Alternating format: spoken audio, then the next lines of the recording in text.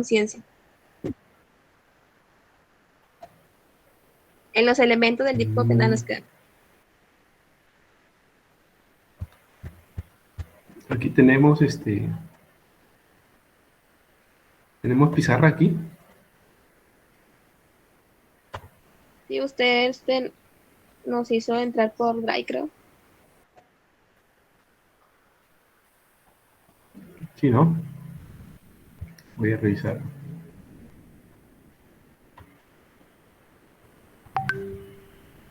¿Dónde tengo allá? Teoría del delito. Voy a ver si es que está acá.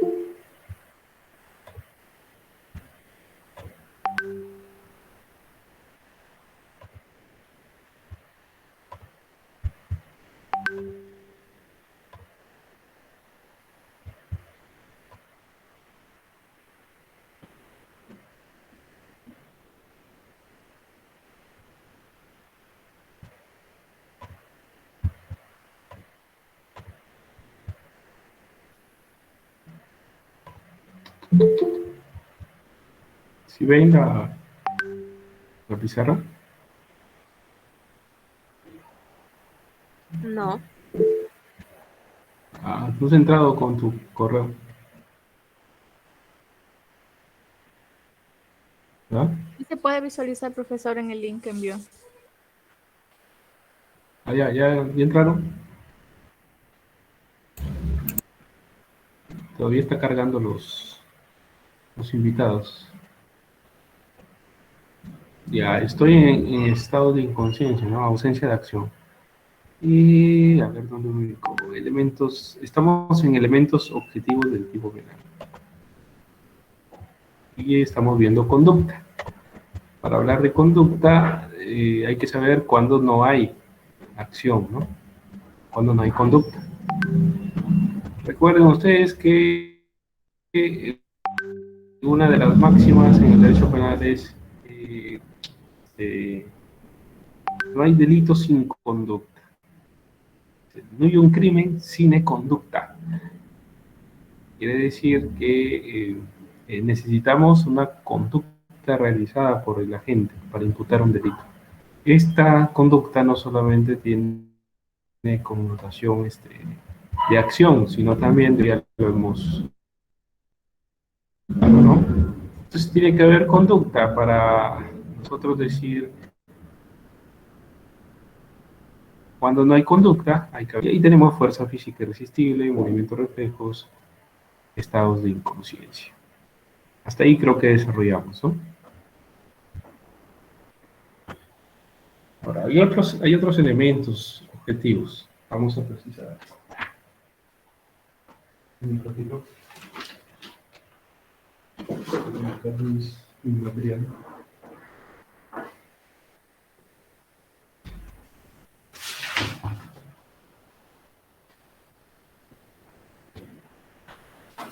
Vamos a seguir esa línea. Profesor, la Después. alumna Quiero León que Ah, dice que está en sala de espera. ya, porque ya cuando estoy en pantalla ya no los veo ya. Tengo que salir de la pizarra. Ya. Ahí solo veo la pizarra y las caritas arriba de la pizarra veo quién está conectado, los que tienen foto. Ya no puedo verlos. Ya no puedo ver la sala.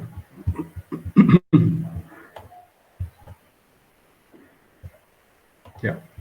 A ver, estamos en ausencia de acción, ¿verdad? Entonces, eso ya se explicó. Había que detallar, no recuerdo si es que me contaron aquí, Teníamos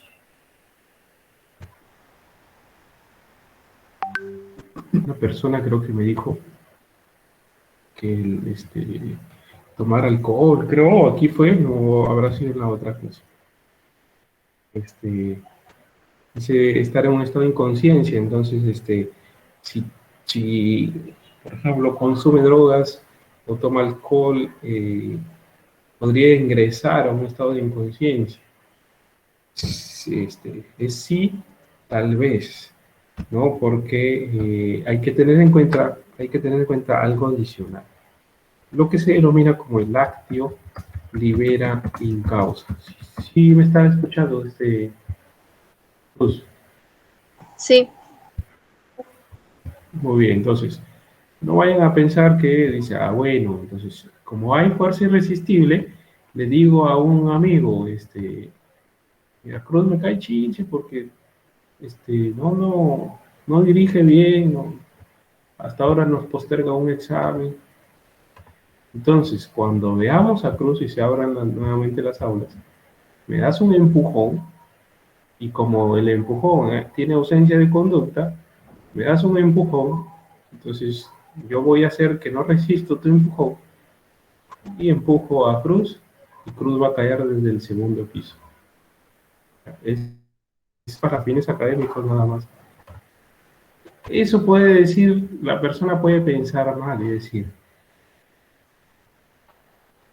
eso es fuerza física irresistible. El profesor Javier me ha dicho que eso es fuerza física irresistible y no voy a ser investigado en el derecho penal. ¿Por qué? Por ausencia de conducta. Eso es falso. ¿Por qué? Porque ahí también la figura del actio libera in causa. El acto liberado para la ausencia de acción en la causa que se sigue. ¿Ya? ¿Qué viene a ser entonces? Este supuesto, en este supuesto, el agente, el agente es el que con intención o de propia mano se introduce o provoca el estado de exclusión de la ausencia de la acción. Es decir, él se introduce antes, de forma premeditada, se introduce a la fuerza física irresistible, al movimiento reflejo, al estado de inconsciencia. Él se introduce eso. Él genera las condiciones necesarias para que el evento delictivo se realice en ese estado de inconsciencia. En ese sentido, para la ausencia de acción en los tres supuestos, fuerza física irresistible, movimiento reflejo, estado de inconsciencia, no debe haber una premeditación de someterse o introducirse a estos, para que en esa exclusión se cometa el ilícito penal, en una exclusión aparente. No, no se puede hacer eso. Entonces, se considera imputable a aquella persona que al momento de cometer el delito se encontraba en un estado de inimputabilidad, pero que antes de realizar la conducta típica todavía era imputable, ¿no? Ocurriendo que en ese momento se provoca en sí mismo el estado de exclusión de la culpabilidad, siendo previsible para él que bajo ese estado cometería el ilícito penal. Y ahí viene la solución a la pregunta que no sé si me formularon aquí, es si es que aquella persona que consume drogas queda excluido del ámbito del derecho penal, hay que evaluarlo ahí con mucho cuidado. ¿Por qué? Porque puede estar en un acto libre en causa. Y decir más bien que él consumió drogas para ocasionar o realizar el delito, para darse mayor valor, para darse mayor fuerza. No necesariamente, entonces siempre vamos a estar en una ausencia de acción por estado de inconsciencia para aquel que consume drogas, entiéndase como estupefacientes o alcohol, o aquella persona que sufre de sonambulismo, es consciente de que él sufre de eso y que se pone agresivo en el momento de que ingresa a ese estado de sonambulismo. Empieza a coger objetos de su cuarto, por ejemplo. Si es que tenemos esa situación, Y esa persona dice, ah, bueno, como me convierto o entro a un estado de sonambulismo,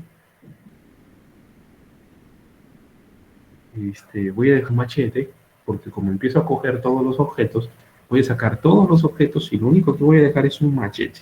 Y como quien viene es mi suegra, entonces viene siempre a controlarme porque es la que tiene más fuerza que mi pareja. Voy a esperar que venga mi suegra en ese estado de inconsciencia y pues ahí como estoy violento le voy a dar un machetazo. Y como estoy en estado de inconsciencia no es delito, no voy a ser investigado. Cuidado, actio libera in causa, el acto liberado en la causa, ¿ya?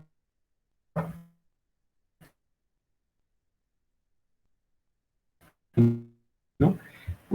Voy a meter mis dedos en la corriente para que a partir de eso la persona que se me acerque sufra una acción y como estoy en un movimiento reflejo voy a ser excluido. Ninguno de los tres supuestos entonces estaría bajo la configuración de ausencia de acción. Más bien podríamos estar hablando de un acto liberado en la causa. El acto libero en causa. ¿Está bien? ¿Sí me expliqué? Sí, docente. Hola. Sí, profe. Sí, profesor. Bien, entonces, ese es lo primero, ¿no? La conducta, la acción o omisión. Solo hemos hablado de la acción. Todo esto es de la acción.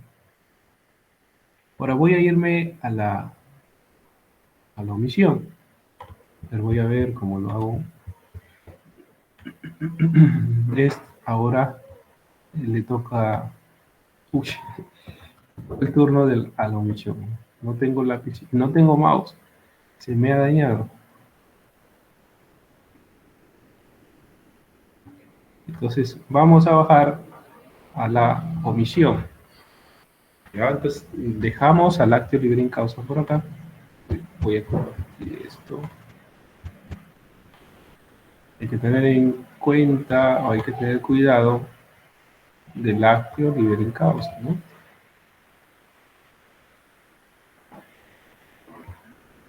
¿Cómo no? Aquí lo voy a dejar. Y voy a hacer que debemos tener en cuenta que algunas personas pueden pensar mal y por eso se ha creado la figura del acto libera en causa, ¿no? El acto liberado en causa. Todo eso es para la teoría de elementos subjetivos como acción. Pero también tenemos el elemento objetivo de la omisión. Y ahí tenemos que hablar de la clasificación de la omisión. ¿Ya? En el primer supuesto de la clasificación de la omisión tenemos que precisar las funciones de la acción esperada. ¿Ya? Entonces, la conducta en el derecho penal como elemento subjetivo puede ser por acción u omisión. Cuando nosotros nos referimos a la omisión, eh, eh, estamos haciendo alusión al quebrantamiento de normas imperativas de las conductas omisivas. Es decir, es el no hacer. ¿Ya? Cuando nos referimos a la omisión, es el no hacer. ¿No hacer qué? No hacer algo que la ley de forma imperativa exige. ¿Ya? Tenemos entonces el no hacer qué, no hacer lo que la ley me exige. No solo existen entonces en el derecho penal conductas prohibitivas, sino también conductas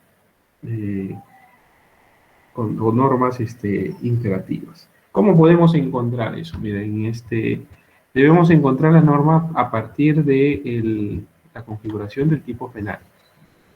¿Ya? Entonces, la omisión es un no hacer. ¿Cómo encontramos la norma? Nos vamos al tipo penal. A ver, a ver quién me ayuda. Porque creo que está Castillo, ¿no? Sí, profesor, presente. A ver, Castillo, ¿me puedes leer el artículo 106 del Código Penal?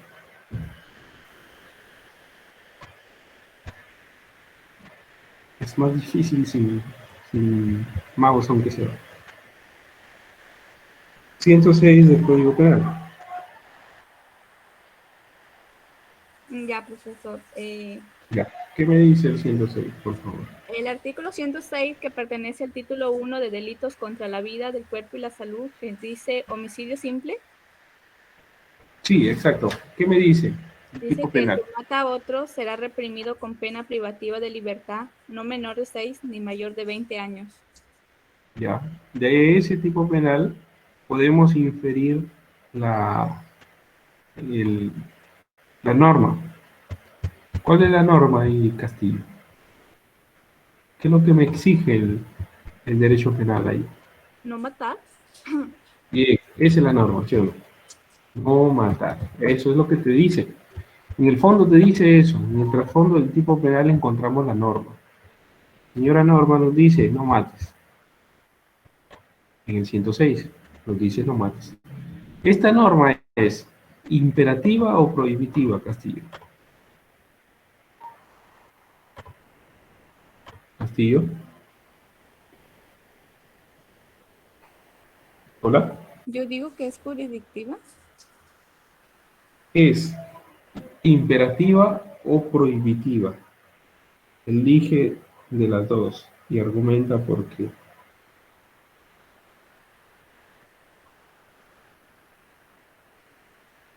Imperativa porque me está diciendo no hacer algo que no debemos hacer. Algo así. Repite, profesor. Entonces, no es imperativo. Porque si quieres lo hace, pero está prohibido. ¿Sí me entienden? ¿Sí me expliqué? No.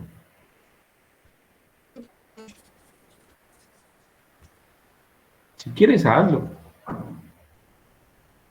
pero está prohibido.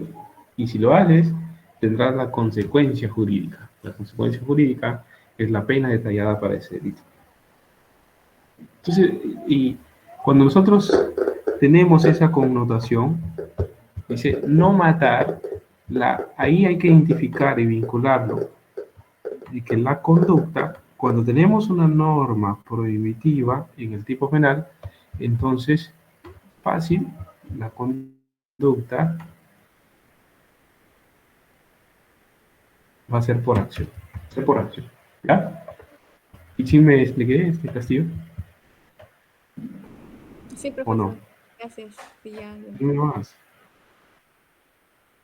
¿Sí? ¿O no? Sí, profesor. Castillo. Sí, sí, profesor, Ya, que ahora, estaba en la, a ver, busca al en buscarlo. 120, ¿Qué artículo, profesor? 127. 127 creo que es. A ver, léeme.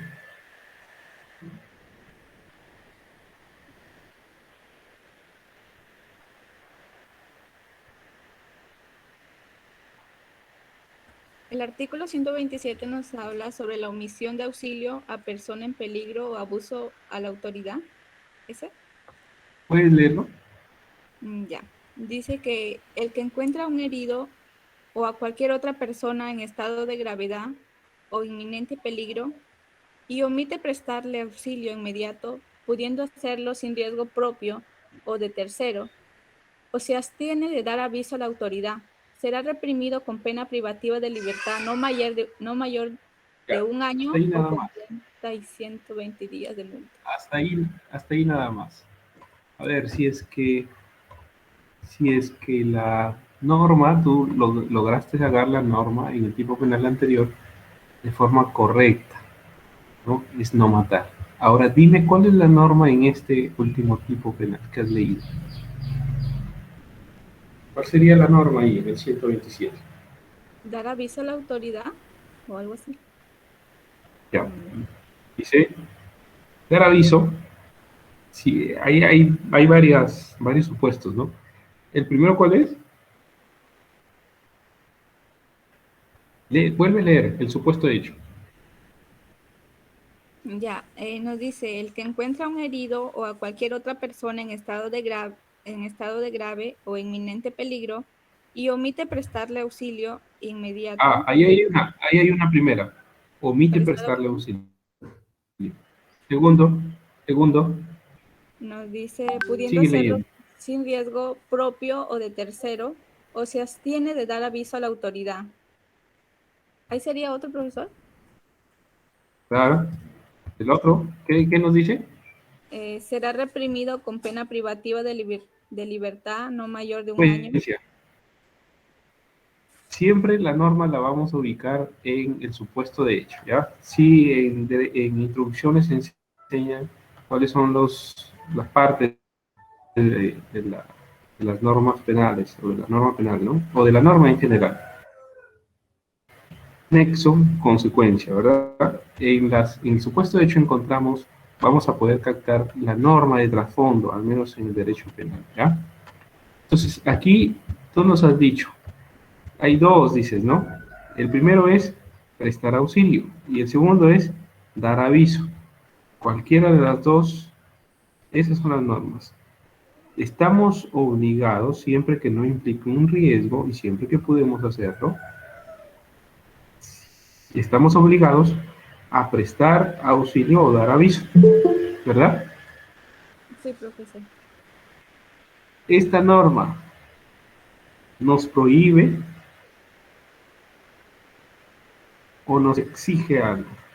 En otro sentido, ¿es prohibitiva o es imperativa? Castillo.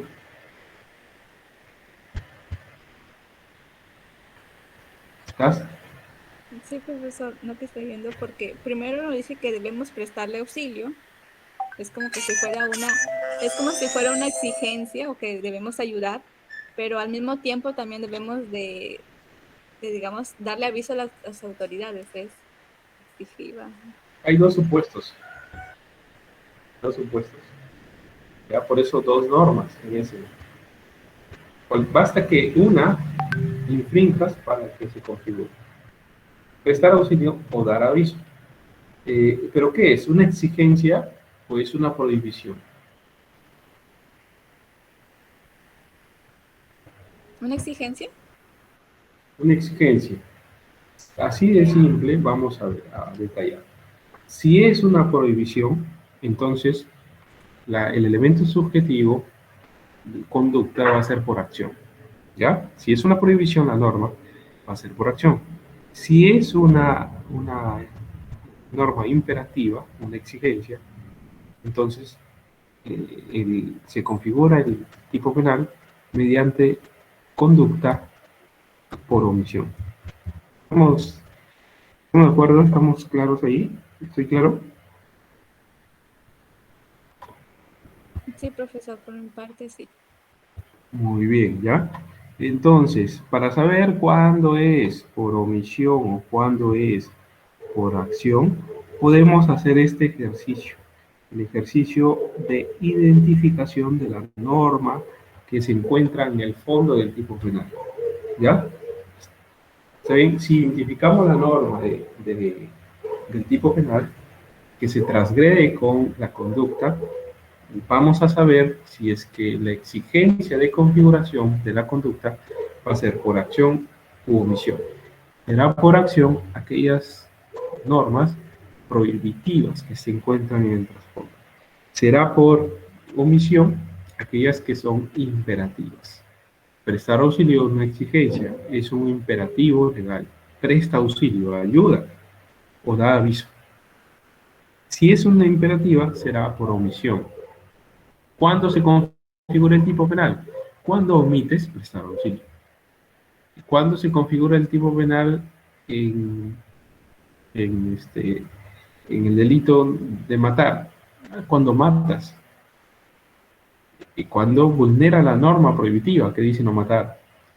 ¿Cuándo se configura el tipo penal en la omisión? Cuando dejas de prestar auxilio. Sí, se están dando cuenta. Entonces, la configuración del tipo penal está básicamente vinculado de acuerdo a la conducta por acción u omisión en el fondo, del tipo penal, en la norma que se vulnera. La norma vulnerada configura el tipo penal mediante la conducta omisiva o por acción. Entonces hay que identificar la norma y básicamente, identificando la norma, podemos saber si es que el hecho se configura por acción u omisión, ¿ya?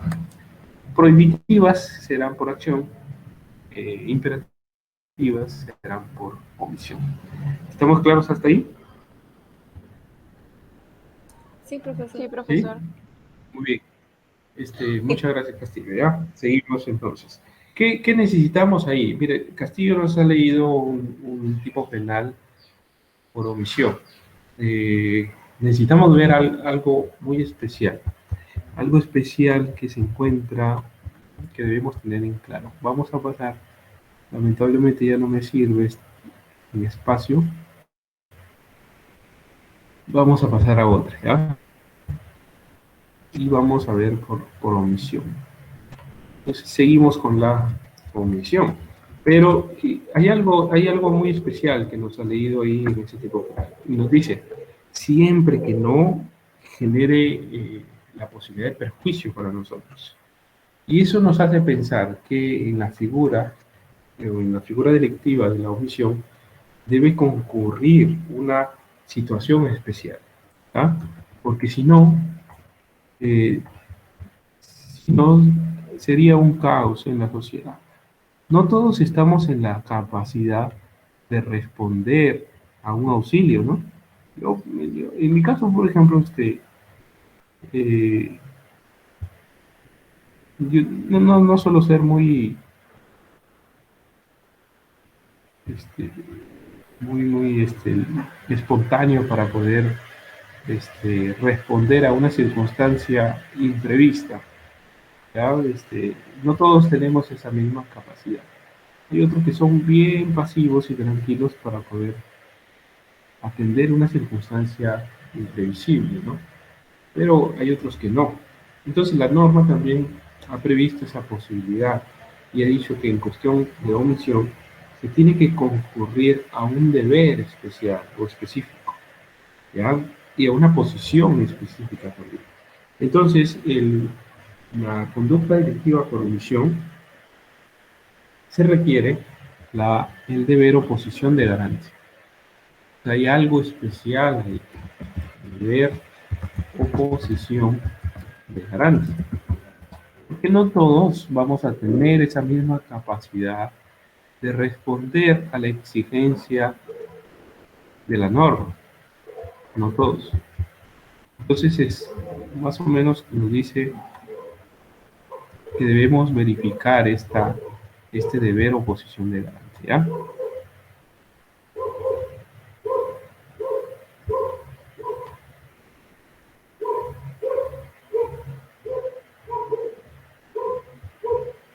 Deben tener en cuenta eso. Hay una posición de garante. Entonces, no basta en este supuesto comprobar de que la gente omitió realización de la conducta exigida por la norma imperativa. No es solamente una corroboración de, como no prestó auxilio, entonces se configura el tipo penal. No solamente eso. La omisión penalmente exigida para la configuración del tipo es solo aquella en que el comportamiento esperado por el agente, cuando el mismo contexto situacional e incluso normativo le está mandando a actuar para impedir un resultado determinado. Pero eso implicaría que el agente está mandado a actuar. Y no todos tenemos esa misma posibilidad o posición. No todos. La posición se da cuando corresponde a la gente una determinada función. Y esa función eminentemente debe ser protectora de bienes jurídicos o función personal de control de una fuente de peligro, ¿ya? Por ejemplo, si una persona, a ver, si tenemos una posición legal, por ejemplo, vamos a ver aquí, una persona, un policía nacional del Perú, un efectivo de la Policía Nacional del Perú, ve un asalto, aunque esté de franco, tiene una posición especial de protección de la vida, de la integridad física, de la lucha contra el delito. Entonces, en la norma prohibitiva no vemos esa exigencia. En la norma imperativa, si bien puede verificarse la omisión de parte de la gente, no es simplemente de forma inmediata la valoración. Como no prestó auxilio, entonces configura el tipo. No, debemos ver también el deber o la posición del garante. Es entonces mucho más fácil de identificar, por ejemplo, en el caso precisado de los policías nacionales, ¿no? De los efectivos de la Policía Nacional, por ejemplo, de los bomberos. Ellos están capacitados, ellos están en condiciones de brindar un auxilio, ¿no? Si la circunstancia es apremiante, es difícil,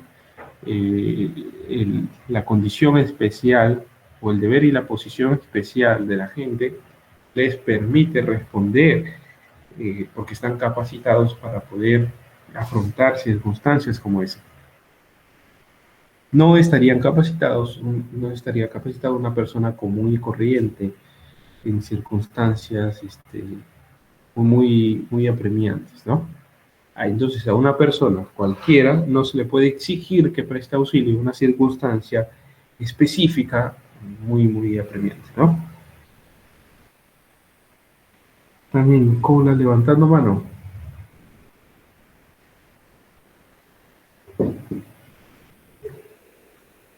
¿Quién levantó mano? A ver, ¿me puede precisar por qué? Profesor, buenas tardes, disculpe. Yo tengo una duda, si es que esto puede calzar en lo que es negligencia médica en este caso, cuando él tiene la capacidad de apoyar, pero no sé, no lo hace por las circunstancias que se presentan, ¿no? ¿Puede ser ahí? ¿Negligencia médica dices? Ajá. ¿O no? La negligencia es una manifestación de la culpa y la culpa es un elemento subjetivo. Ese más adelante nos toca. Si puedes ver pudiste ver en la pantalla, en la pizarra, mira, elemento subjetivo, el verde. Esto todavía no lo desarrollamos. Si hablamos de actuación por negligencia, es más bien culpa es otra circunstancia de elementos, ya son subjetivos. Estamos en los objetivos, estamos evaluando la conducta, ese todavía no. Pero sí, el médico sí tiene una posición especial. El médico tiene una posición especial, tiene un juramento incluso, el juramento hipocrático. Y ellos están, por ejemplo, si ven en la calle a una persona que no sé, tiene un ataque determinado y el ser médico y requiere una actuación experimentada, inmediata, por ejemplo, a mí no me podrían exigir que no preste auxilio, pero si estuvo ahí el médico y no prestó auxilio, sabiendo y conociendo y teniendo esa posibilidad especial de protección de bien jurídico, vida, entonces ahí sí podríamos evaluarlo, ¿no? Pero la cuestión de negligencia, eso es parte de los elementos subjetivos, eso no entra todavía a tallar aquí, ¿ya? Entonces entonces, lo que sí tallaría es en el ejemplo que usted acaba de dar ahorita, si es que un médico va caminando por la calle, tiene las facultades para ayudar y no lo hace, o sea, no sé, no lo hace. Sí, por ejemplo, una respiración eh, boca a boca, ¿no? Eso es lo básico, un enfermero, un médico, pero eso no lo podría hacer yo, ni siquiera sé, yo sé de leyes. Eso no, si estuviéramos los dos, ¿quién tiene esa posición de protección de bien jurídico? El médico, ¿no? El bombero, ellos sí tienen, están capacitados para eso. Entonces, tenemos que verificar dos cositas. La posición, el deber y posición de garante está concretizado de forma objetiva en dos aspectos. Una es la posibilidad de protección de bienes jurídicos, esa exigencia de protección, estamos llamados a proteger bienes jurídicos, o también en algunas circunstancias estamos llamados a eliminar fuentes de peligro. Hay personas que sí están llamadas a eso, están capacitadas para eso, pero hay personas que no. Entonces, para hablar de omisión debemos evaluar la posición o el deber de garante. ¿Está bien? De garantizar que garantizar la protección de bienes jurídicos y garantizar la eliminación de determinadas fuentes de peligro. Ahí concretizamos eso. Había otra persona. Mientras avanzo me puede ir precisando de repente su observación. Voy a avanzar con el detalle de la... Profesor, disculpe. Buenas tardes. Sí, Tengo que activar mi cámara primeramente. ya va.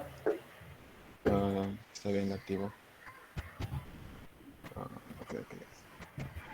Ya le quería mencionar un caso novedoso reciente acerca del caso de Icade, en la que 3 civiles y un policía mueren asfixiados en una cámara de rebombeo de desagüe. Y se aplicaría en este caso lo que usted mencionó, ya que los policías murieron efectivamente por intentar sacar a estos trabajadores de ese rebombeo.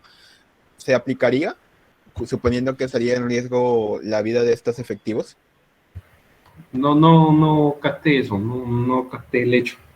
A ver, voy a leer el diario así brevemente. 3 civiles y un policía mueren asfixiados en cámara de rebombeo del desagüe.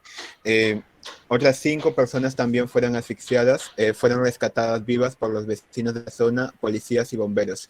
Fueron trasladados de emergencia al Hospital Regional de Ica. Ahí dice que hay personas que intervinieron.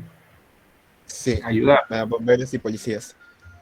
Claro, los bomberos estaban personas en peligro. Ellos ahí sirve para explicar los dos aspectos concurrentes, ¿no? El control de fuentes de peligro, y la función protectora de bienes jurídicos. No todos tenemos esa posibilidad, mira, pero tú mencionas que hay vecinos que intervinieron. Pero no todos tenemos claro, no todos tenemos esa posibilidad. Efectivos policiales y bomberos, ¿no? Hay fuentes de peligro y hay personas que cumplen roles dentro de la sociedad llamados a controlar esas fuentes de peligro, ¿verdad? Y hay otras personas también llamadas a realizar funciones protectoras de bienes jurídicos protegidos. Esas funciones, incluso o roles sociales, incluso más allá de su propia vida, ¿no? Y ese ejemplo que tú das es evidente, ¿no? Se deja en evidencia que incluso más allá de su propia vida, estas personas, por realizar su función y por prestar auxilio, en virtud de ese deber y posición de garante, arriesgaron su propia vida, ¿no? Si es que, por ejemplo, vamos a variar el hecho ya, si es que, por ejemplo, esos policías más bien hubieran visto y dicen, no, acá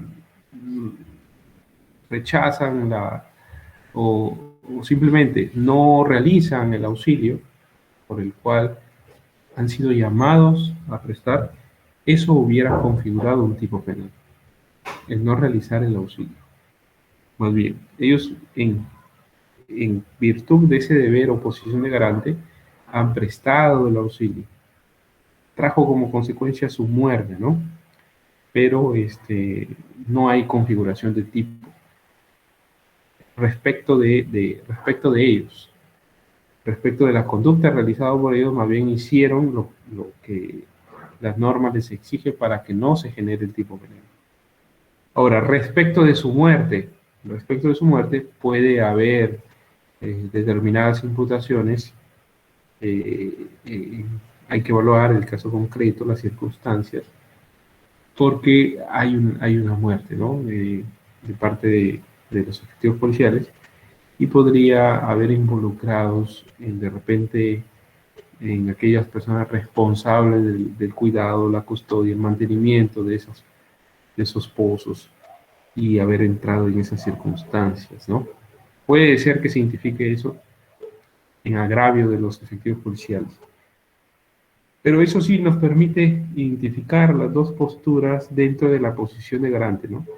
Función protectora de bienes jurídicos exige entonces tres supuestos específicos. Por ejemplo, ¿quién tiene la función protectora en el ámbito, en el ámbito familiar? Pues, podemos nosotros encontrar, ahí para identificar, ahí con los ejemplos que su compañero ha puesto, ¿no? Si tenemos esos ejemplos, vamos a poner acá, vamos a separarlos. Vamos a separarlo acá. Primero vamos a hablar de la función protectora, ¿ya?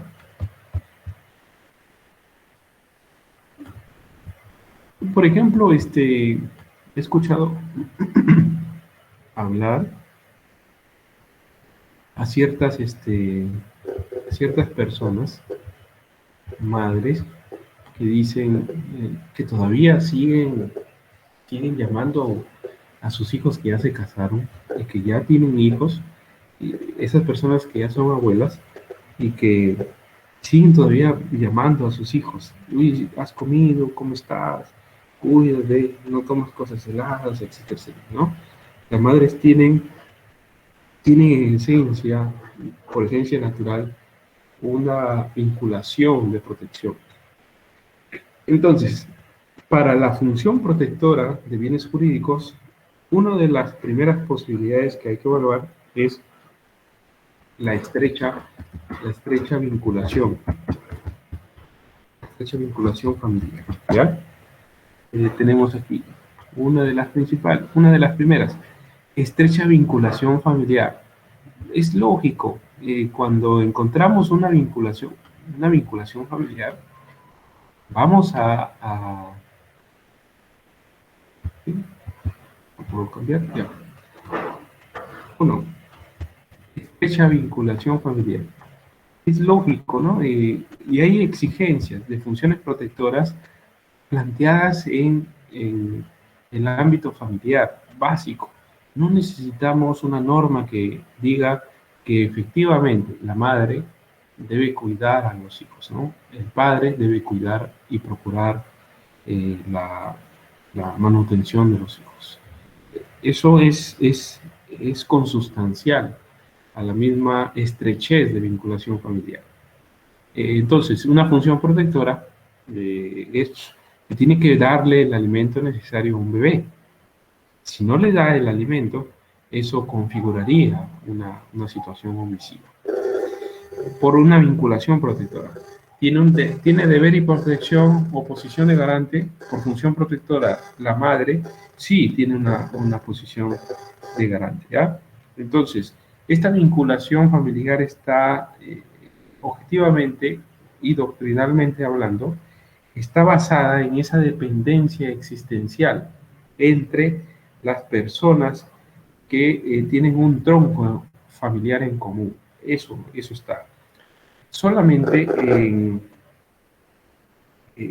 es aplicable en relaciones familiares, no necesariamente, ¿no? Porque también existen algunas circunstancias de dependencia personal que podríamos encontrar esta posición especial que se produzca, aunque no necesariamente tenga una posición de estrechez de vinculación familiar, ¿no? Podría ser también, ¿no? Por ejemplo,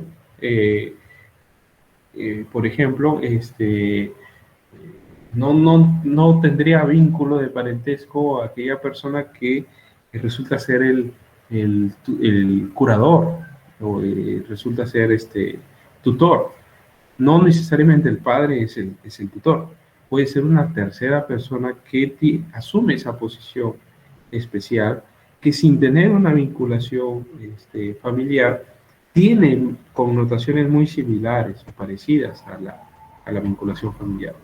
Pero en esencia, en la doctrina, lo que se orienta en protección es aquella estrechez familiar que se exige por naturaleza una protección de parte de dependencia de personas, de unas personas frente a otras, desde el punto de vista familiar, pero que puede ampliarse a otras personas que sin ser parte de la familia tienen también las mismas connotaciones. ¿Ya? Ese es el primer supuesto. Un ratito que voy a encender la luz porque se está oscureciendo, no veo la luz.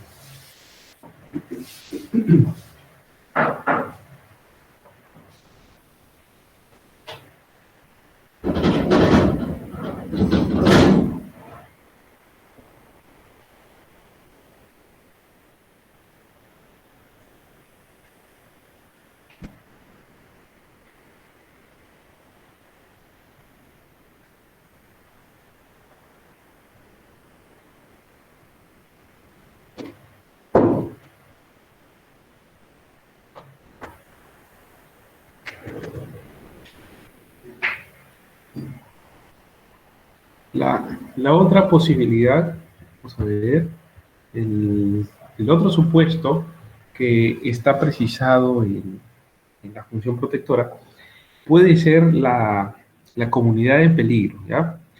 En cuanto a la comunidad de peligro, se presenta en aquellos supuestos en donde existe una realización de algunas conductas que son peligrosas, pero que la realización de ciertas acciones para que ese peligro no trascienda está en realización de conductas adecuadas a tal punto de que la realización de una conducta de parte de una persona está dependiendo de la realización correcta de la conducta de otra, ¿no? Esto se da, por ejemplo, en aquellos casos de desarrollo de actividades deportivas riesgosas que se tienen que realizar en un conjunto de personas y que cada movimiento que debe realizar una depende del movimiento que debe realizar la otra. Basta que uno realice un mal movimiento, una incorrecta actuación para que todo el equipo se venga abajo, ¿ya? Esto posiciona a las personas en un papel de garante, al señalar que yo estoy realizando la conducta que considero ser prudente, debida, y confío en que mi otro compañero también está realizando lo prudente o lo debido, ¿ya? Entonces, ese supuesto, por ejemplo, por ejemplo, lo podríamos encontrar en aquellas personas que están escalando, pero están escalando dependiendo todas de un mismo punto en común. Y esa forma de escalación tiene rigurosidad. El movimiento que realiza una persona puede traer consecuencias en el movimiento o en la cuerda de la otra persona, porque están bajo un mismo punto en común. Y tiene rigurosidad, tiene un procedimiento estricto, debemos seguir todos ese rigor, ese protocolo, y tenemos conocimiento que todos realizando adecuadamente los movimientos, entonces no vamos a afectar a ninguno. Y todos podríamos afectarnos por un pequeño error, ¿ya? Entonces, la segunda ¿Cuál era, pues, la segunda?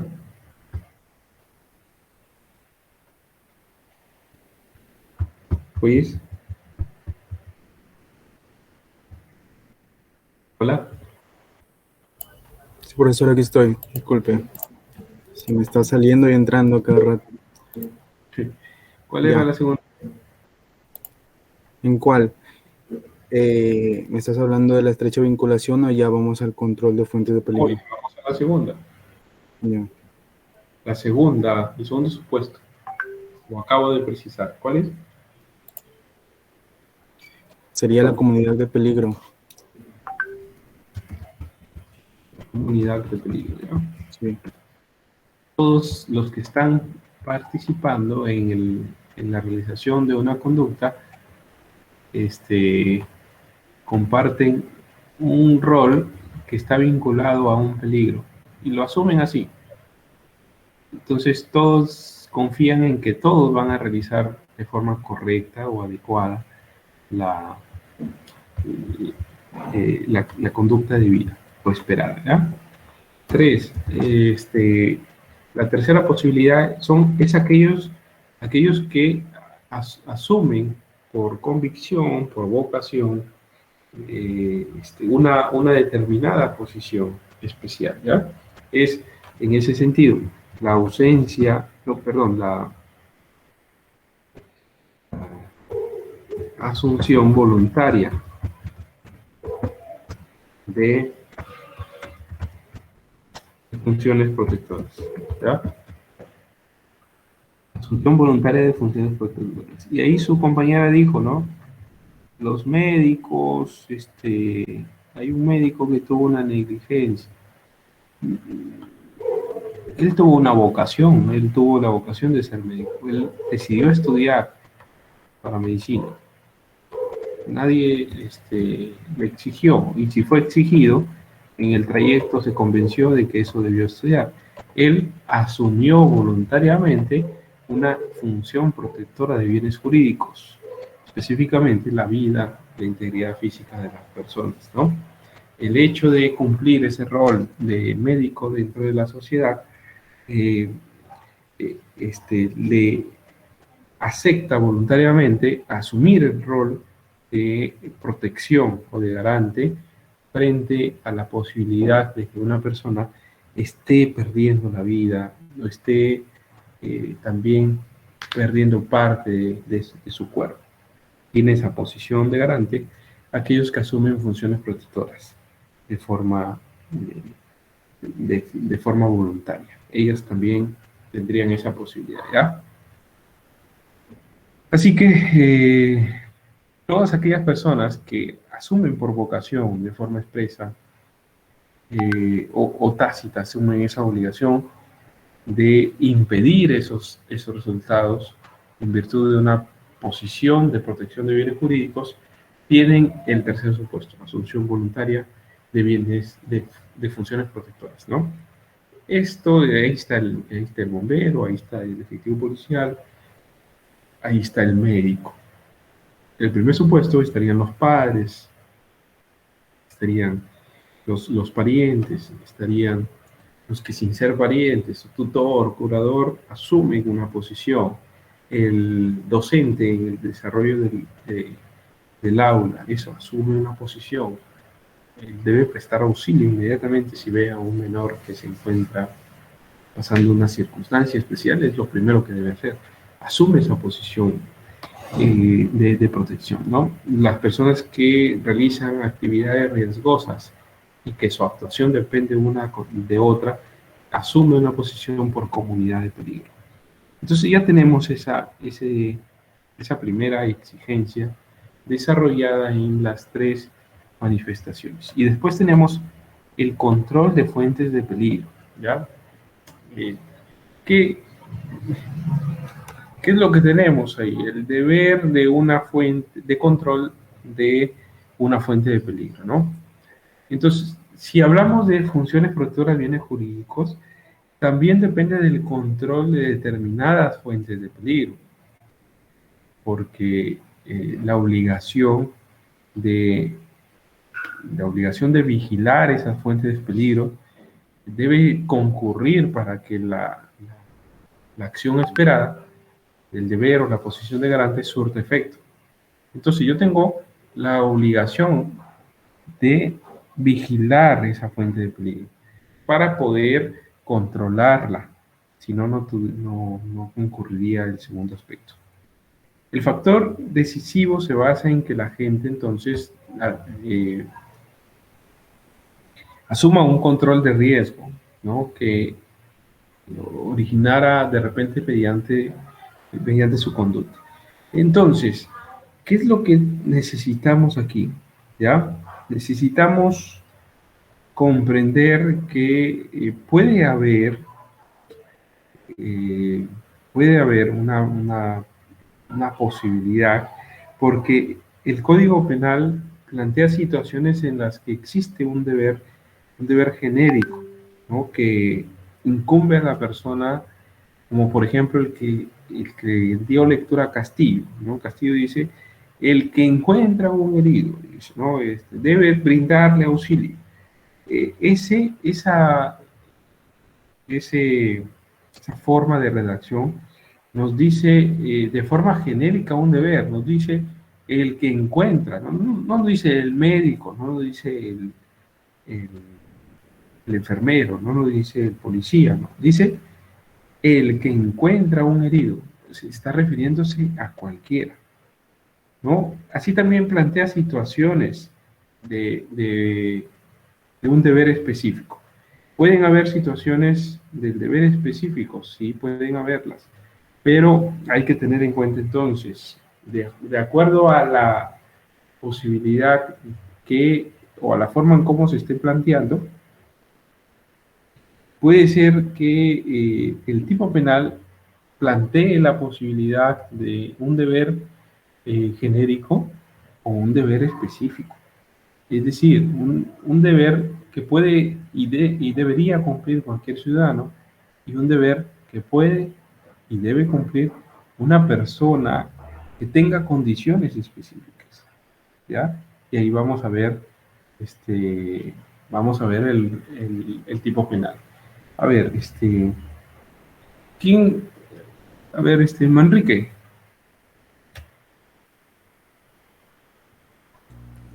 Sí, ¿me escuché? Sí. Ok. A ver, 149, lee el 149, ¿ya? Ok.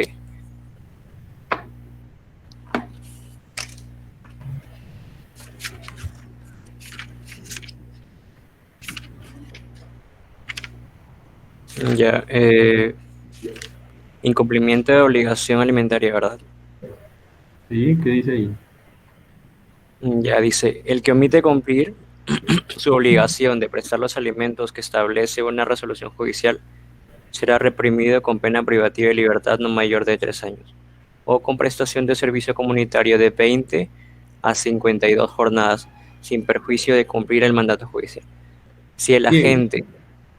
Ahí nada más, en el supuesto que leyó su compañera Castillo, decía, el que encuentra, no dice ni de trasfondo, se encuentra alguien específico. No dice sobre asunción voluntaria, no encontramos el médico que, ¿no? Eso es la norma. No se encuentra en el tipo y tampoco la norma. La comunidad de peligro no está identificado ahí. Estrecha vinculación familiar tampoco. Entonces, podemos encontrar circunstancias o aspectos en tipos penales de un deber genérico, o podemos encontrar un deber específico, si seguimos esa línea. ¿Ya? Tenemos un deber genérico cuando el tipo penal no me plantea quién es la persona,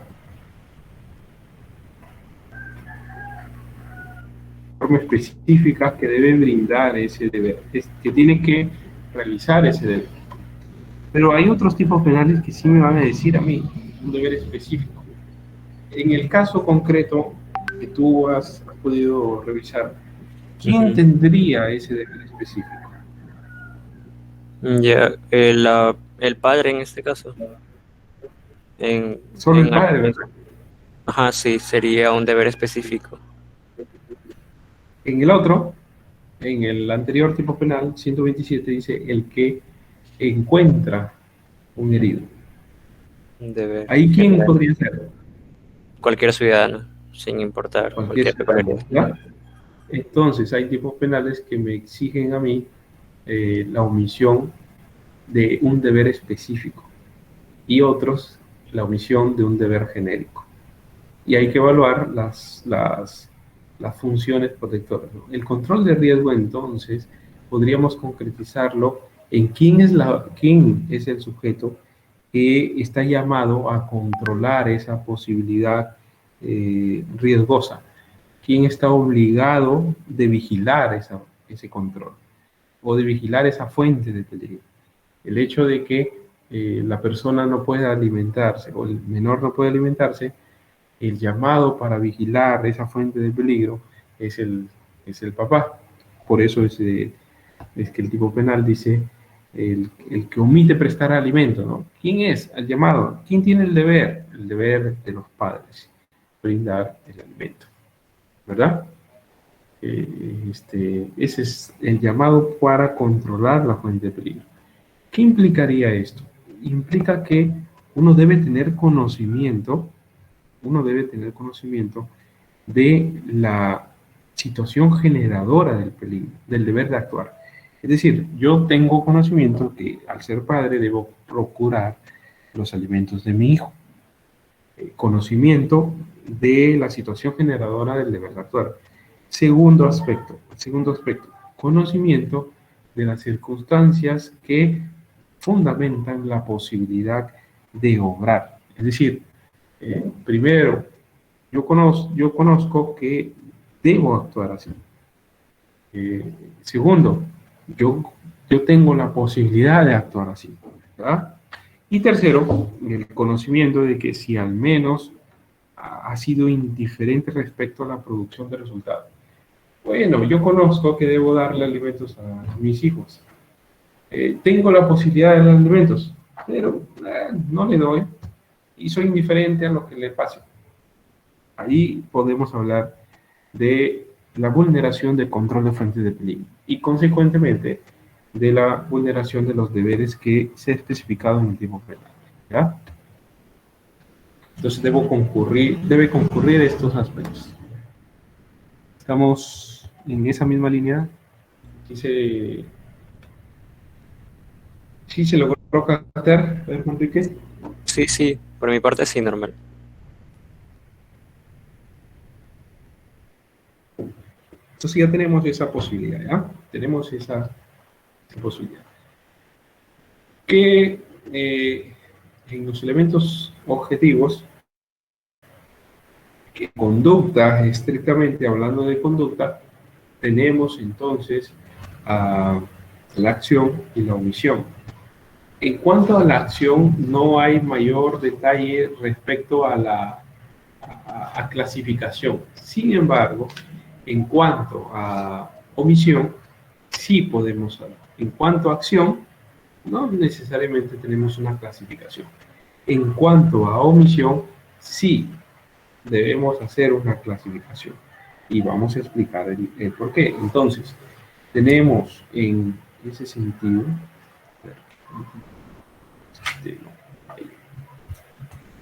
tenemos entonces, al hablar de omisión, tenemos que hablar de dos clases. Vamos a poner nota aquí, nota adhesiva. Es omisión propia. Voy a hablar de la propia y de la impropia. Hoy se fue.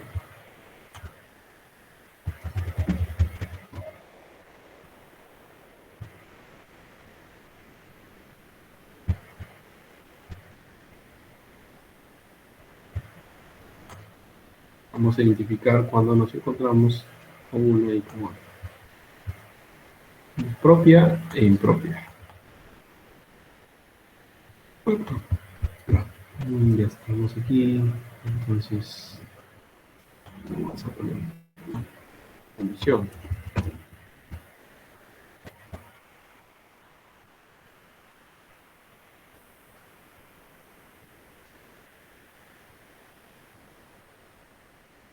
¿Ya? Tenemos dos.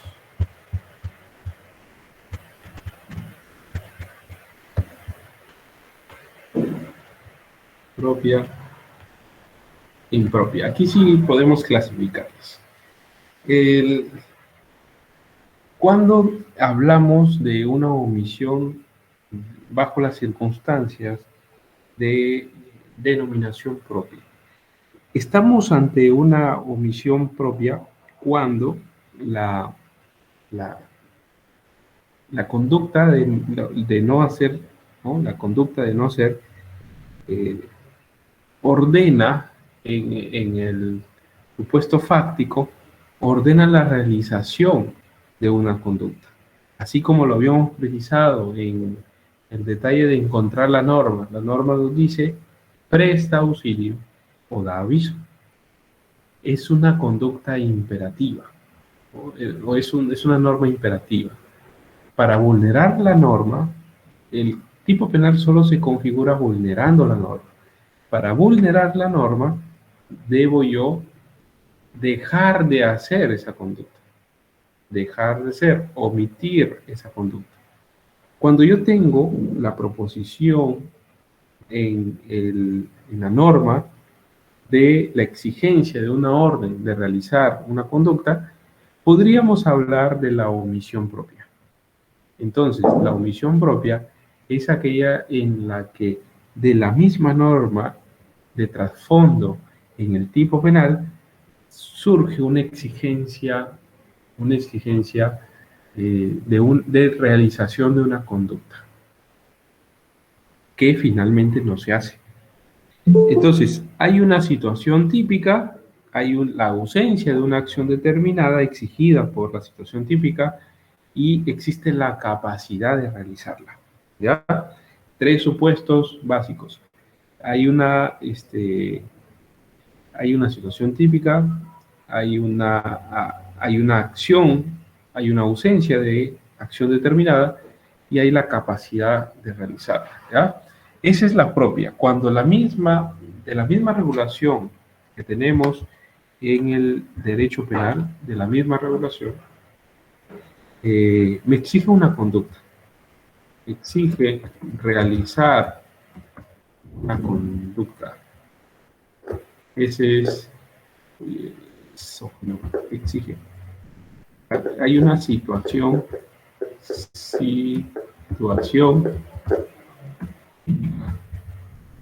Esa situación típica le está diciendo al sujeto, haz una conducta determinada. ¿Ya? Hay una situación típica. Le dice, haz una conducta determinada. ¿Qué más? Como le dice, haz una conducta determinada, tiene que haber ausencia de esa conducta determinada. O de esa conducta. En esencia es una acción determinada. ¿Ya? Ausencia de conducta determinada. Tiene que haber ausencia de conducta determinada.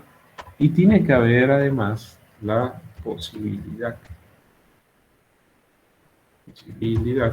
o capacidad para realizarla. Y pese a ello no sé eso. Pese a esto no se ha hecho. Tres cositas a tener en cuenta entonces. Para la concurrencia de la clase de omisión propia es esta. La omisión propia es lo que tenemos plasmado en el Código Penal como técnica legislativa. El tipo penal por omisión te dice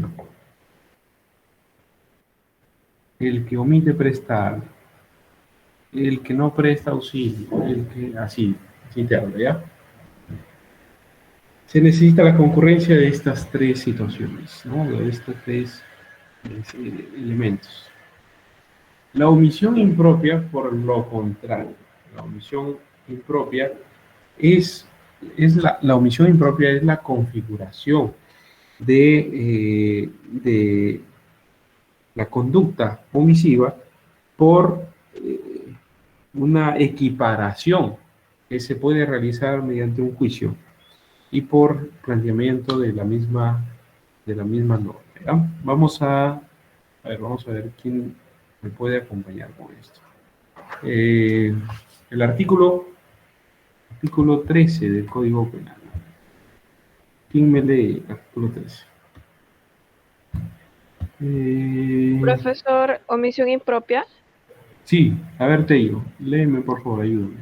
Dice, el que omite impedir la realización del hecho punible será sancionado. 1. Si tiene el deber jurídico de impedirlo o si crea un peligro inminente que fuera propio para producirlo. 2. Si la omisión corresponde a la realización del tipo penal mediante un hacer. La pena del omiso podrá ser atenuada. Ya, esa última partecita dice, ¿ya? ¿Cuál es la nomenclatura del artículo? Dígame, profesor. ¿Cuál es la nomenclatura del artículo? Omisión impropia. Sí, Ya tenemos ahí, ¿no? omisión impropia. Omisión impropia. El que omite impedir la realización del hecho punible, ¿no? Si tiene el deber jurídico de impedirlo o si cree el peligro inminente que fuera propio para producirlo. Y si la omisión corresponde a la realización del tipo penal mediante un hacer. La pena del omiso será atenuada.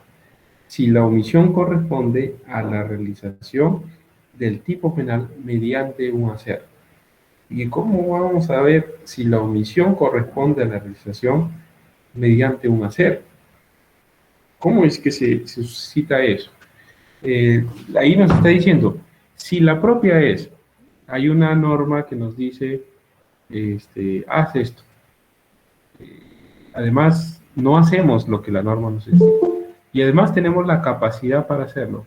Y aún así no lo hemos hecho. Eso es propia.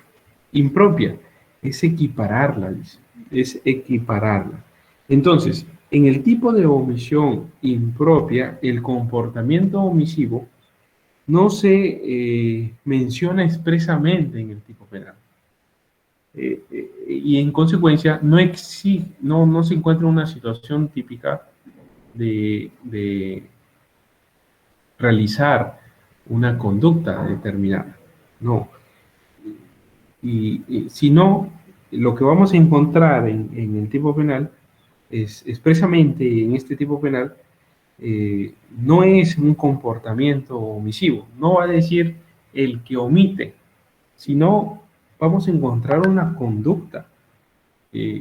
Más bien vamos a tener una norma prohibitiva, pero pese a la inexistencia de una norma imperativa para que configure y calce la omisión, encontramos una norma prohibitiva, pero encontramos un no hacer,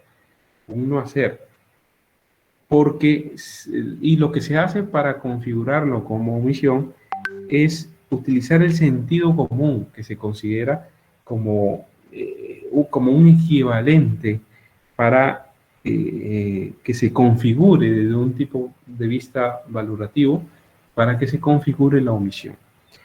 Dicho en otras palabras, podemos hacer, mediante la omisión impropia, podemos hacer que las normas prohibitivas también puedan ser alcanzadas bajo la configuración de la omisión.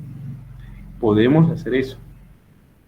¿Qué es lo que sustenté antes? Sustenté que las normas prohibitivas, consecuentemente, al vulnerar las normas prohibitivas, se configura la acción, ¿verdad?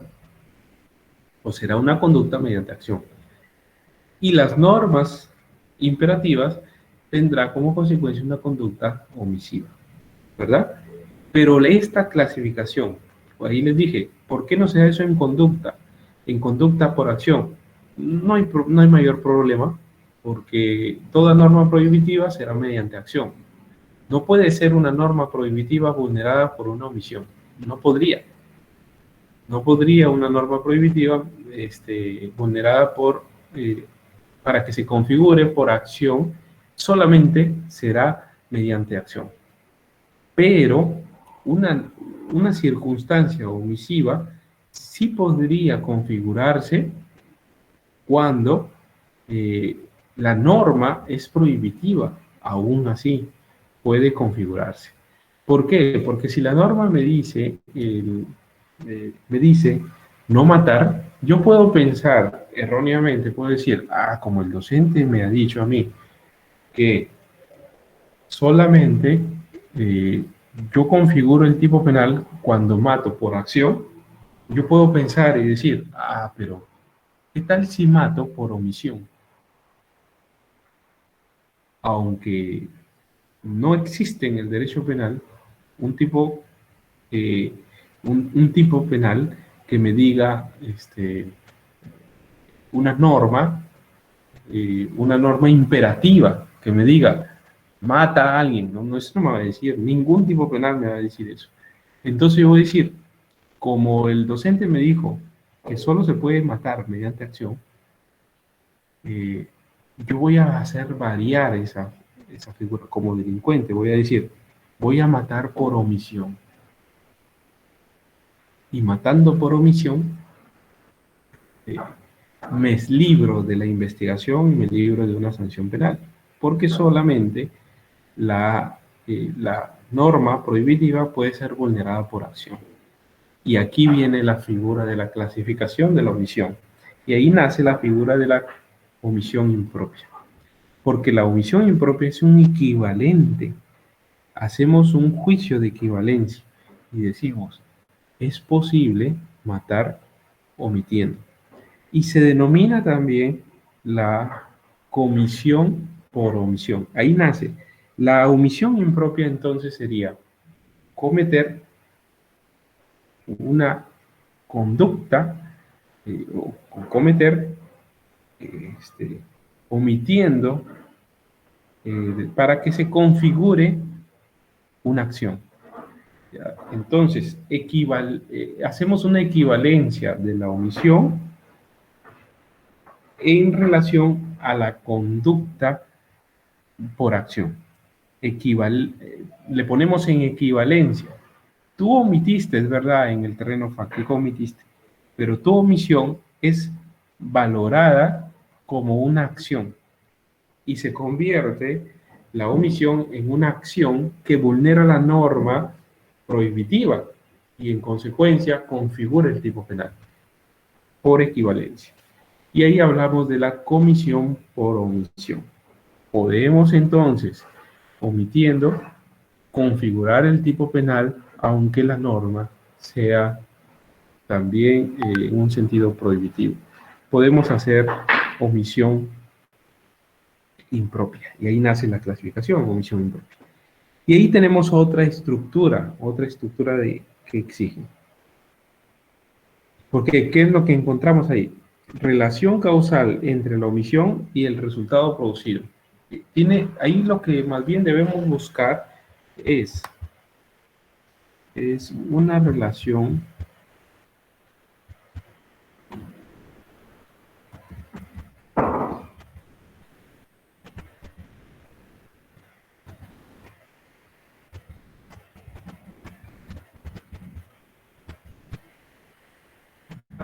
causal entre la acción y el resultado producido.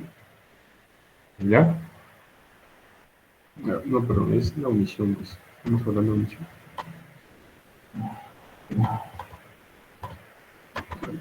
Ahí.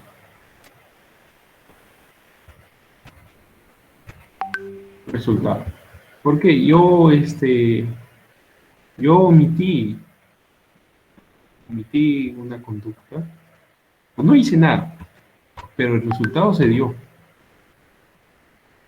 Y este resultado exige más bien una acción. O sea, hay una relación causal entre la omisión y el resultado producido, aunque la norma exige una acción. ¿ya? Para la configuración se exige una acción. Y el segundo supuesto es indispensable tener en cuenta el deber de evitar el resultado. ¿Ya? El deber de evitar ese resultado, es decir, el deber de garante. La posición, deber o posición de garante, ¿no?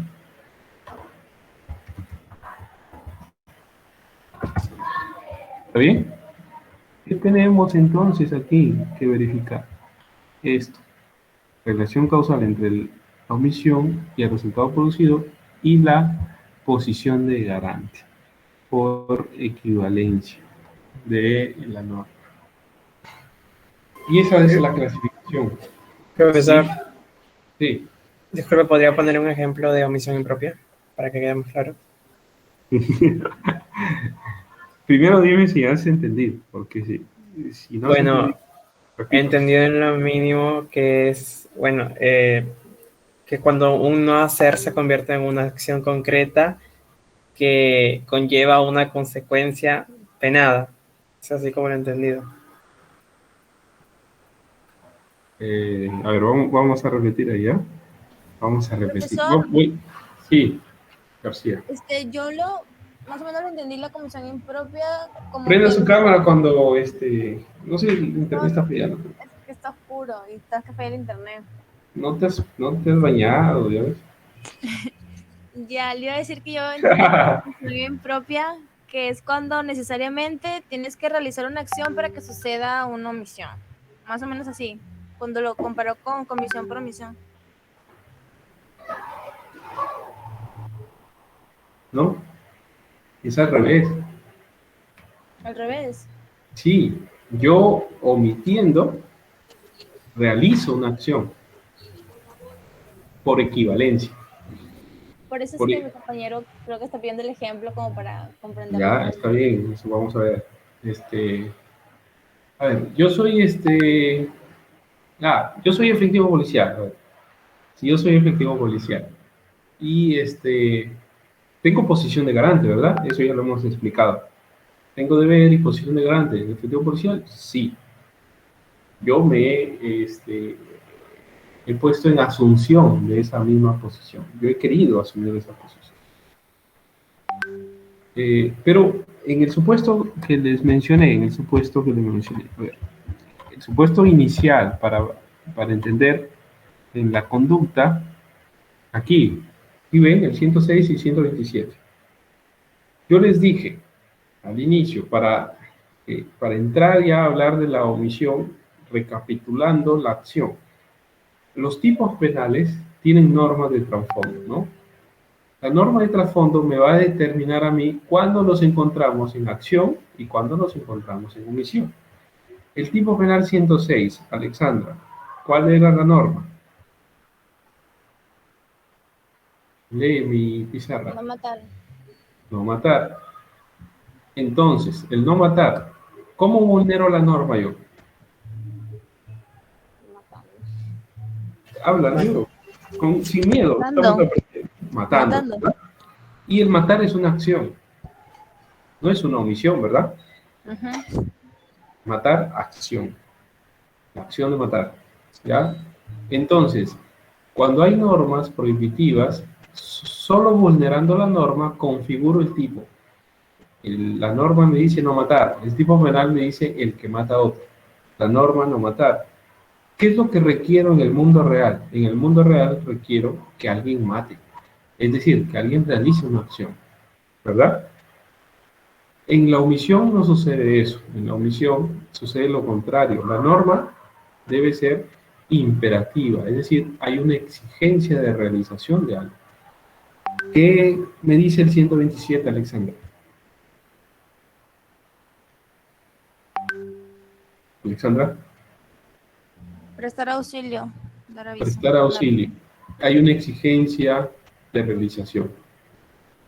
Eso solamente se puede vulnerar no prestando auxilio. Es decir, un no ser. Es decir, omitiendo. Omitiendo prestar auxilio. ese supuesto, a ese supuesto se le conoce como, en clasificación doctrinal, como omisión propia.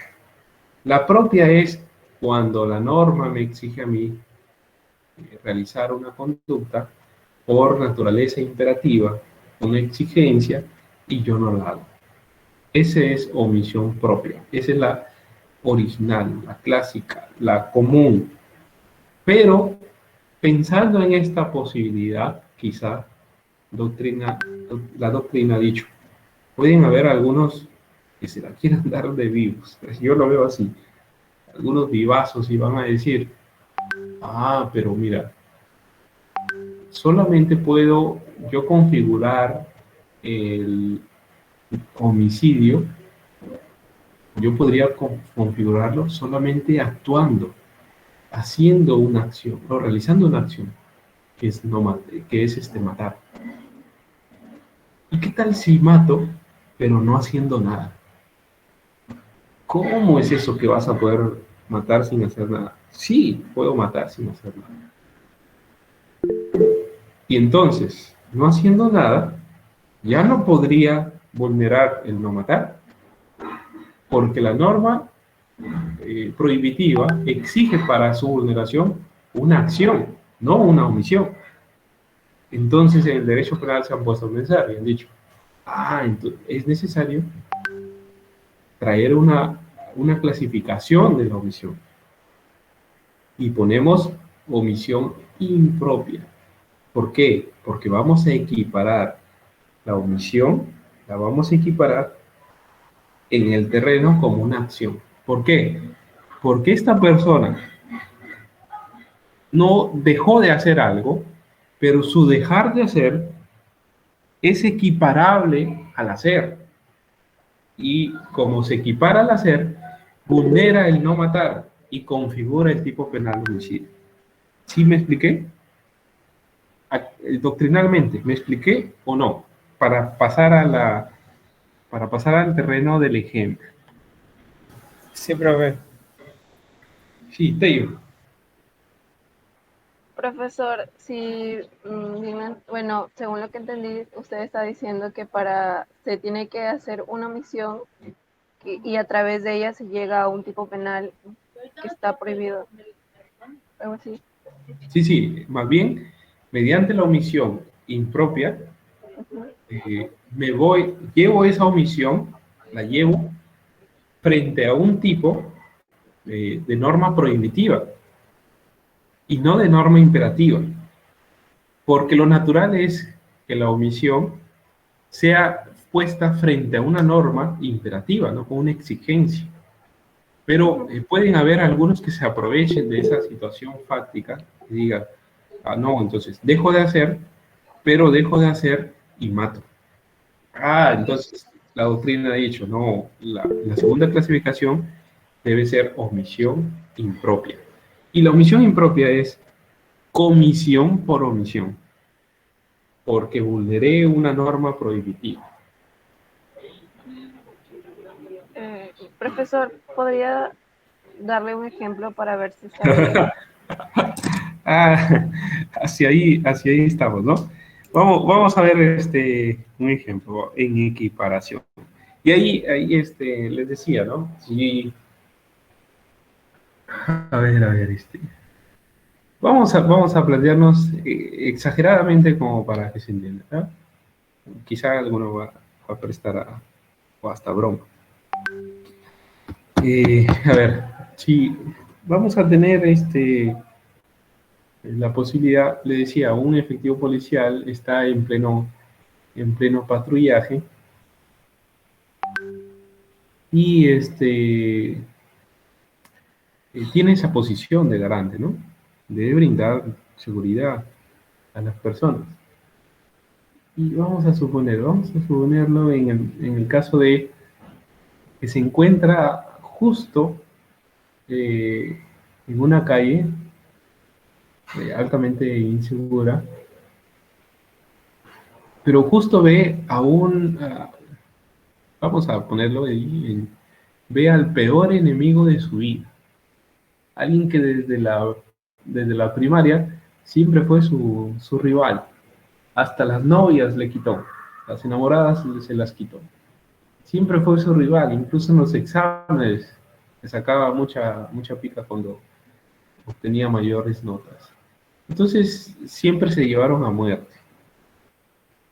Y se encontró en esa circunstancia, y que justo esa persona cruzaba por esa calle de insegura y ve a dos delincuentes que están ahí cerca. O a uno lo ve con arma blanca y otro lo ve con arma de fuego. Y él está en su camioneta policial en servicio, y justo lo persiguen los delincuentes, y esa persona se da cuenta de la presencia policial o del vehículo policial y corre hacia el vehículo policial y empieza en llamado de auxilio, ¿no? Y los delincuentes no ven ninguna actuación policial, del efectivo policial, y entonces ellos siguen persiguiendo a la víctima. Llega incluso la víctima hasta el patrullero policial y le golpea el patrullero y golpea la puerta. No pudo identificar que era su peor enemigo. Y su peor enemigo sí se dio cuenta, ¿no? ¿Qué le voy a ayudar? Dice. No estoy realizando ningún tipo, porque no hay presta. Voy a ver si no presto auxilio. ¿Ya? Pero ahí se podría variar la figura. No solo no prestación de auxilio. ¿Por qué? Porque su no prestación, más bien en su voluntad, está causar el delito. Y al ver un arma de fuego y al ver un arma blanca, un cuchillo, lo que él quisiera es que lo mate, o quisiera que le causen lesiones. Y él no presta el auxilio con la finalidad de que se cause el tipo penal matar, o el tipo penal lesiones. Un tipo penal mayor, incluso de mayor sanción. Pero dice, bueno, como omitiendo yo no voy a matar. Yo no lo maté, lo mató el delincuente. Yo quizá no presté auxilio, pero yo no lo he matado. La doctrina dice, no, en un ratito vamos a clasificar la omisión, propia e impropia. Propia es no prestar el auxilio, sí, eso es propia, porque tu no hacer vulnera una norma imperativa y configura el tipo penal de no prestar el auxilio. Pero tu no hacer también equiparamos tu no hacer al hacer. ¿Por qué? Porque tu no hacer ha originado la vulneración también del tipo penal, de la norma prohibitiva. Entonces, el no hacer lo equiparamos a una acción, pero como clasificación omisiva. ¿A eso cómo se denomina? Se denomina omisión impropia. Por omisión impropia, ¿puedo matar? Sí. Tu no hacer, tu omisión, es equiparable como una acción, por equiparación. Y por equiparación, mataste. No solamente no brindaste auxilio, también mataste. Eso debe entenderse, para que no se escape nadie.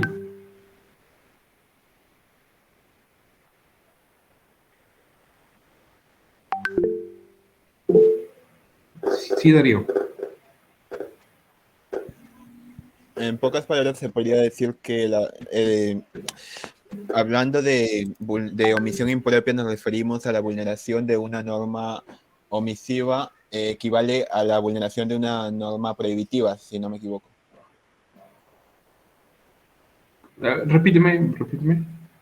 Que al referirnos a omisión impropia estamos hablando que la vulneración de una norma omisiva equivale a la vulneración de una norma prohibitiva.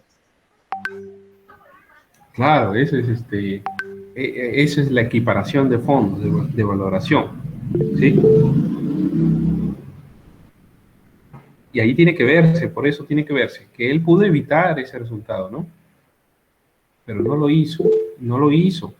Y tuvo una omisión, pero su omisión vulneró la norma prohibitiva. Por eso se equipara a una acción. López.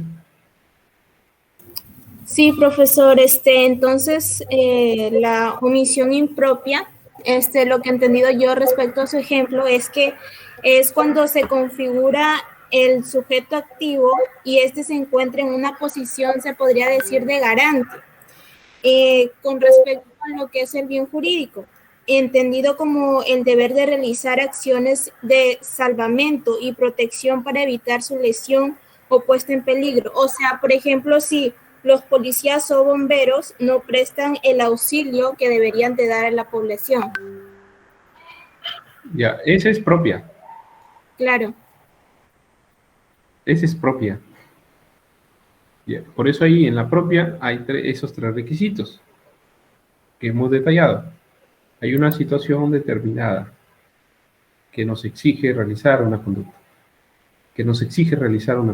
Y hay una ausencia de esa conducta. Y hay la posibilidad de haberla realizado. Tres requisitos. En el otro supuesto no están los tres requisitos, ¿no? En el otro supuesto no concurren los tres. Lo que concurre más bien es una ausencia, una omisión, y hay una posición de garante. Y hay una equiparación de la omisión con una acción, porque la omisión vulnera la norma prohibitiva y genera la tipificación. ¿Sí? ¿Sí me expliqué? Sí, profesor. Bueno. Y si no, algún día tendrán que entender. Sí o sí tienen que entender. A medida que vamos avanzando se va poniendo un poco más difícil. Tienen que entenderlo antes. Avísenme. Ya con el ejemplo creo que mejor, ¿no? Profe, con el ejemplo se puede entender más.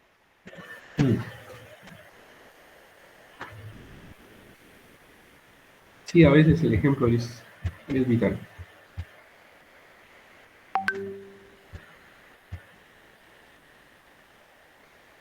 Tenemos acá, ¿no? Estamos en la 4. Aquí hay una relación causal entre la omisión y el resultado. Omisión causal. Es decir, mi omisión originó que lo maten, ¿no? Esa relación causal entre mi omisión y el resultado. Omití y lo mataron. Eso es lo que se suscita ahí. Y la posición de garante. Yo era policía, debí defenderlo. Más si me pidió auxilio y me golpeó el vidrio de la camioneta. No lo hice. Ah, no, pero yo omití nada más. Ah, omitiste, sí. Eso no brindaste auxilio, sí. Esa es omisión propia. Pero lo mataron. Ah, esa es omisión impropia. Se equipara. Tú lo mataste también. No, yo no lo maté. Sí, por omisión impropia. Y es una equiparación, ¿ya? Ahí, en ese sentido tenemos esa explicación. Hay otros elementos objetivos que hemos estado hablando.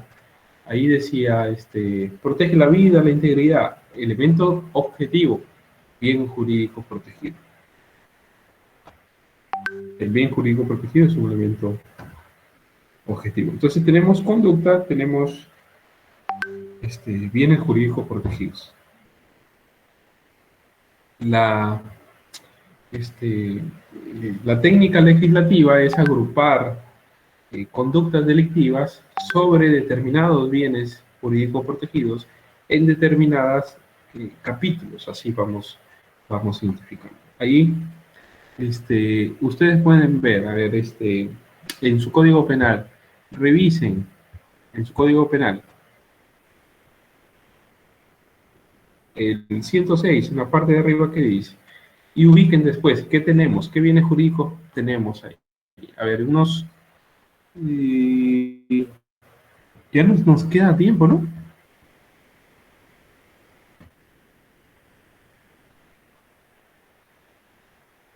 ¿Hola? 8 minutos, profe. 8 minutos, profe. Sí.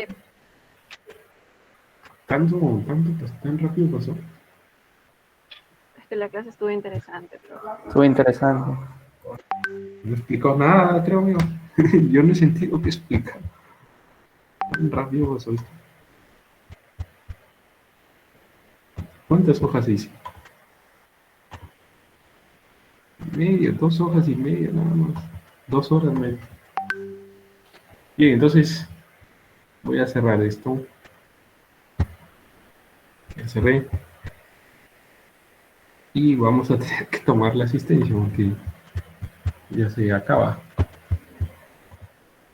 ¿Ustedes tienen clase después? Sí, profesor. Constitucional.